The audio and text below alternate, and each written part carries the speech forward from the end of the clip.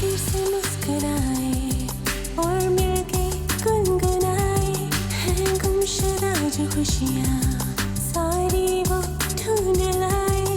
آؤ پھر سے مسکرائے مارننگ وتھ فرا.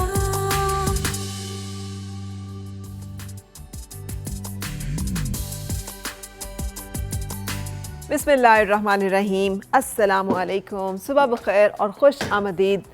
ہوپ، امید، دعا آپ سب کے لیے یہی کہ آپ جہاں کہیں ہیں زندگی مزے، سکون اور خیریت کے ساتھ گزر رہی ہو. آج کا دن جو ہے وہ پوری دنیا میں تھیلیسیمیا ایک ایسا خطرناک مرض ہے جو انسان کو ساری زندگی کے لیے محتاجی میں لے جاتا ہے. محتاجی کا مطلب ہے کہ پیسوں میں ضرورت رہتی ہے، تکلیف رہتی ہے، درد رہتی ہے اور مسلسل انتقال خون کی ضرورت پڑتی ہے جس کے لیے ہمیں دوسروں کا محتاج ہونا پڑتا ہے.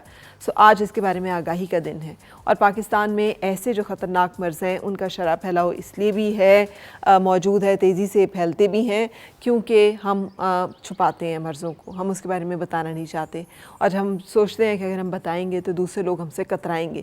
اور چونکہ یہ مرض جو ہے جینیٹیکلی منتقل ہوتا ہے، اس کا مطلب ہے کہ والدین میں سے دونوں والدین عموماً جو ہے وہ کیریئر ہوں، مائنر ہو تھیلیسیمیا مائنر، تو پھر وہ اس مرض کو آگے بچوں میں منتقل کرتے ہیں. اور تھیلیسیمیا میجر کے جو پیشنٹس ہیں ان کی زندگی بہت دشواریوں کا اور بہت پریشانیوں کا شکار ہوتی ہے.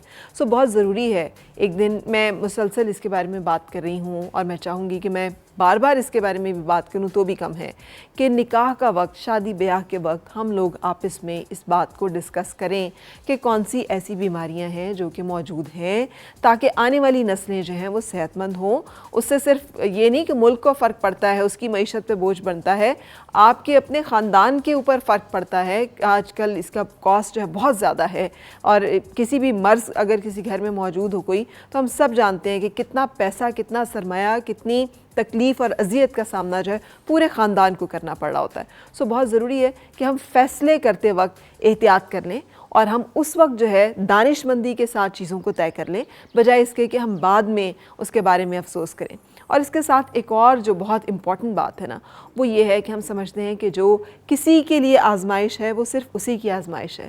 بعض اوقات کسی کی آزمائش دراصل ہماری آزمائش ہوتی ہے.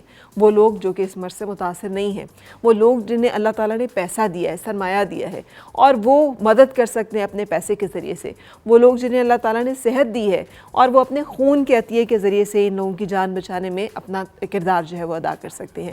یہ بہت امپورٹنٹ ہے کہ ہمارے اندر ایک ایمپتھی جو ہے وہ موجود ہو. ویسے بھی ایک بڑا خوبصورت سا ایک شعر ہے نا کہ درد دل کے واسطے پیدا کیا انسان کو، وگرنہ طاعت کے لیے کچھ کم نہ تھے کرو بیاں. ہماری عبادت کا، ہماری اس جو رشتہ ہے اس کی اصل یہ ہے کہ وہ ریفلیکٹ کیسے کرتا ہے زندگی کے معاملات میں. اور زندگی کے معاملات میں سب سے پہلا معاملہ جو ہے وہ انسانوں کے اوپر حقوق ہیں کہ جب ہم کسی کو تکلیف میں دیکھیں، درد میں دیکھیں، مشکل میں دیکھیں، جب ہم دیکھیں کہ کسی کے ساتھ ظلم ہو رہا ہے تو وہاں پر ہمارا رویہ اور کردار جو ہے وہ کیا ہوگا، کیسا ہونا چاہیے. اور وہ جو ایک ہم سائیڈ لیتے ہیں اس وقت وہ بہت امپورٹنٹ ہے. دراصل وہ ہماری تمام عبادات کا نچوڑ ہے کہ ہماری بندگی کا جو تقاضا ہے وہ یہی ہے کہ جب ہم دیکھیں کسی اللہ کی مخلوق کو تکلیف میں تو ہم پھر اس کی مدد کرنے کے لیے جو ہم سے بن پائے وہ ضرور کریں.